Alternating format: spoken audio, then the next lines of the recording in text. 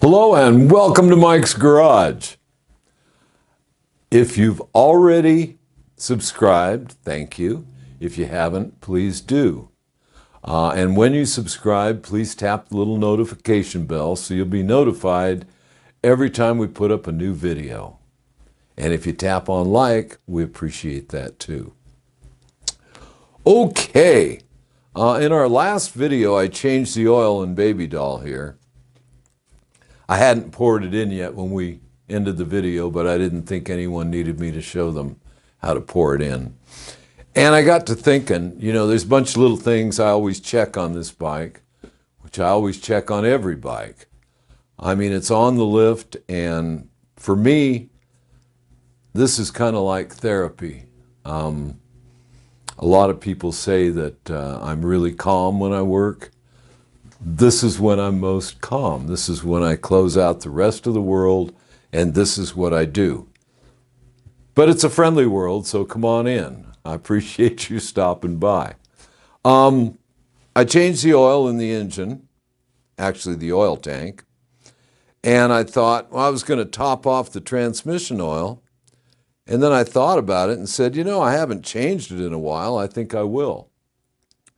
So I'm going to quickly show how to change the oil in the transmission. I've got the bike lifted up off of the lift here a little bit with a jack underneath it so I can get under it with a ratchet easily and take the drain plug out. Now, the drain plug is under here, and I know it by Braille, but it's under there.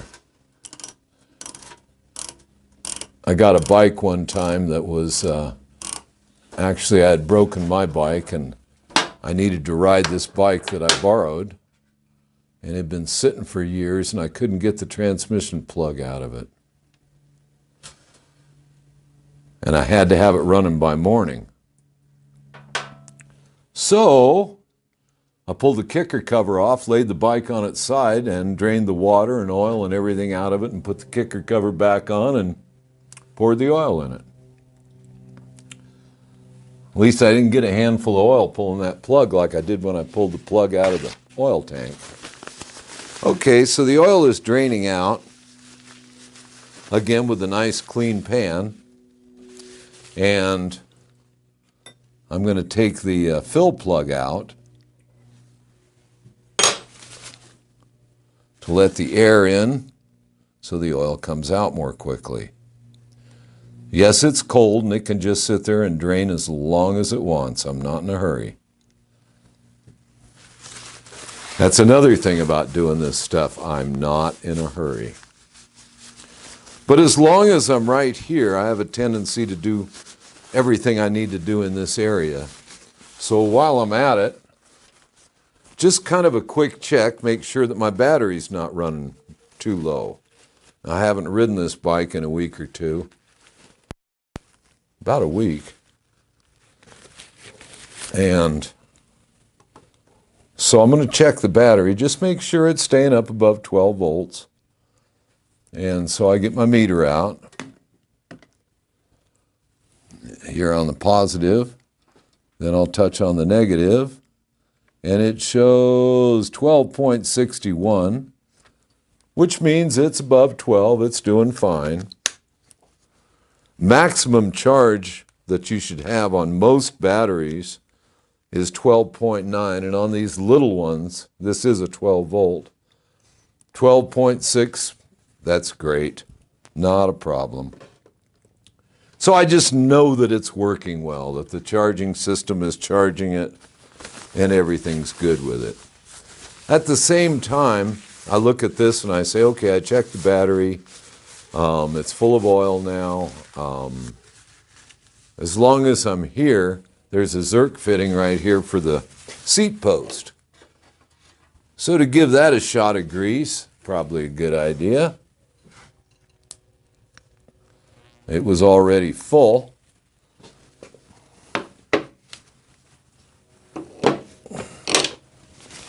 But that's okay. Having a little bit of excess grease in here is not a bad thing. Makes for a nicer ride on this seat post. which does give you a nice ride on a rigid frame. Okay, so as long as I've got the grease gun out, you know, I can kind of hit the cross shaft for the brakes, for the rear brake. And that's right in here. You can see where the little Zerk fitting is in there.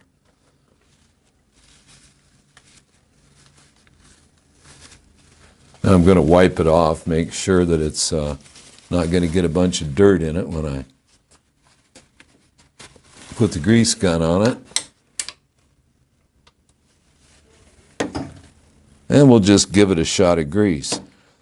Like I say, I do this in, it kind of seems kind of methodical. I'm doing it like, okay, I put a new tire on a week or two ago, and I'm just going forward here on the bike, doing little things. As long as I put grease in that cross shaft for the mechanical brake, I think I'll give the brake pedal a shot. There's a Zerk fitting down here, which I just wiped off. We'll just pump some grease in there till we see it coming out around the pedal. That's enough of that.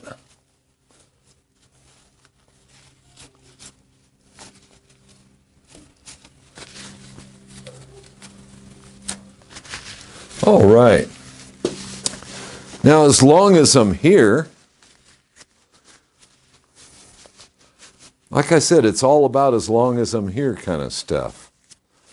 Just kind of go over it, make sure that everything got some attention. So I think I'm going to check the points. So in order to check the points, I got to pull the spark plugs out so I can turn the engine over easily. Now this is something I'd kind of like to show. I've got a leaky pan up here in the front, but I want to demonstrate with the front.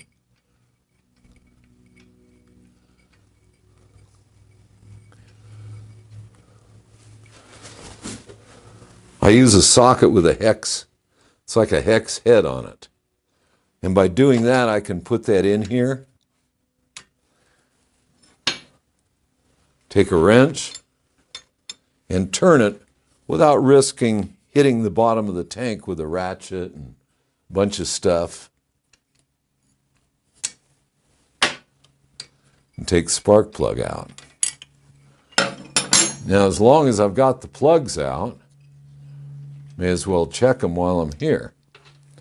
Now, I like to run these at about 30, and they're good. Now, they're running a little bit rich, and I'm not surprised because around here we have a lot of mountains, and last time I rode it, I think I rode up the mountain, and I tend to adjust her for the altitude, which you can do with an old Linkage carburetor. It's a neat thing. You get up about 4,000 or 5,000 feet, and all of a sudden it starts running rich. You can reach down and adjust the main needle. But then when you come back down, you have to be sure and open it up again. So when the seasons change, you get a little funky till you get it dialed in real good. Okay, so now that I did that, I can check the points. You know, being kind of old, use a flashlight in here. Easy to move it over or roll it over with the spark plugs out. Now remember that both lobes on this points cam, even though they're different width, they're the same height. And by that I mean, if I check the points on this lobe, they'll be the same on the other lobe. Now I want these at 20. And it feels perfect. And just for fun, I'll roll it around onto the other lobe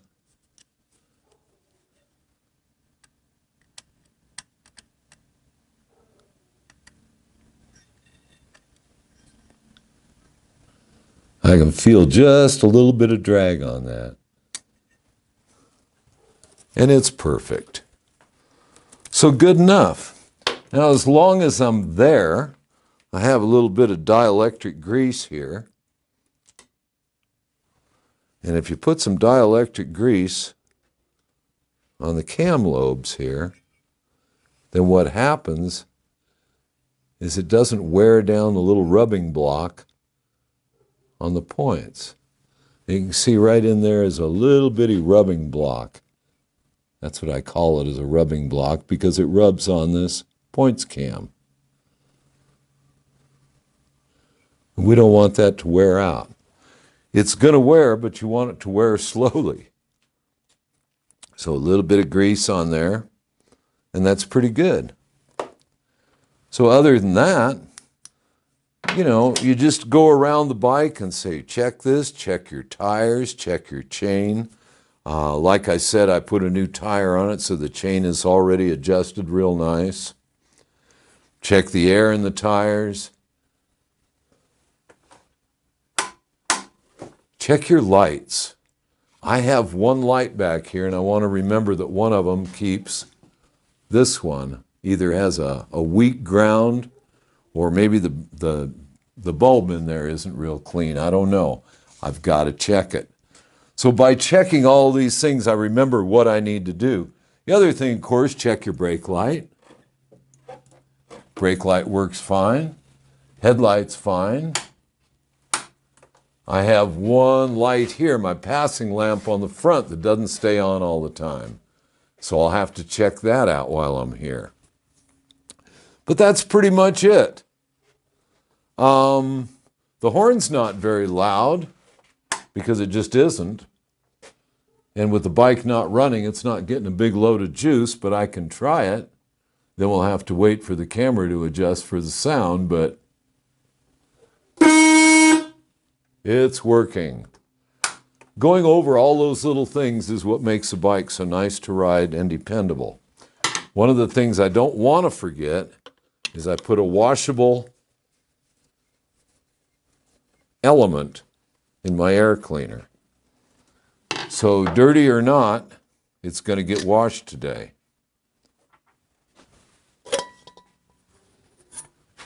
And there it is. I can see that it's venting well enough, but I'd rather wash it out. And I'm not going to ride this bike again today, so I can let it dry. Don't anybody get jealous, but I'm going to let it dry in the sun today. And it will. And that's about it. Just go over all the little things that you do, and then you can feel secure when you ride your bike. So those are the things I'm going to do, or I've done. This thing is still draining. No? Looks like it's about done draining. I'm going to let it drain a little longer. I was asked the other day how much you fill it with. Filling one of these transmissions is a little bit awkward, because you pour it in through the fill hole. I use a funnel, and it goes in slowly. Now there's a hole in the case between the Kickstarter and in the case of the transmission. There's a small hole where the oil goes through and into the gearbox.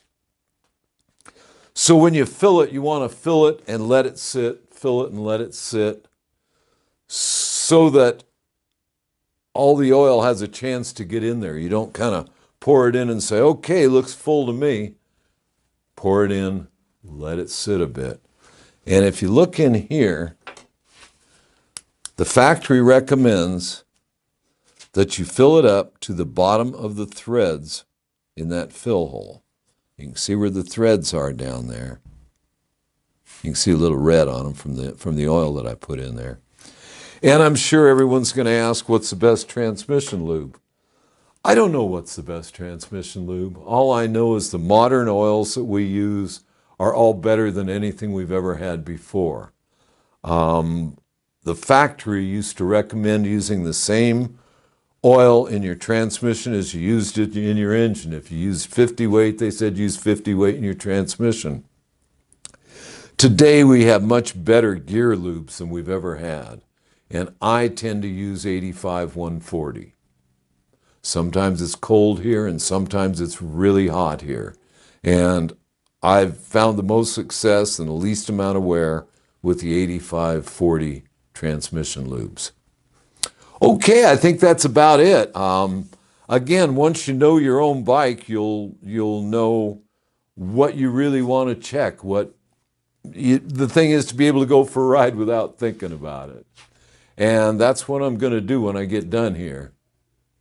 So until next time, I'll see you out on the road.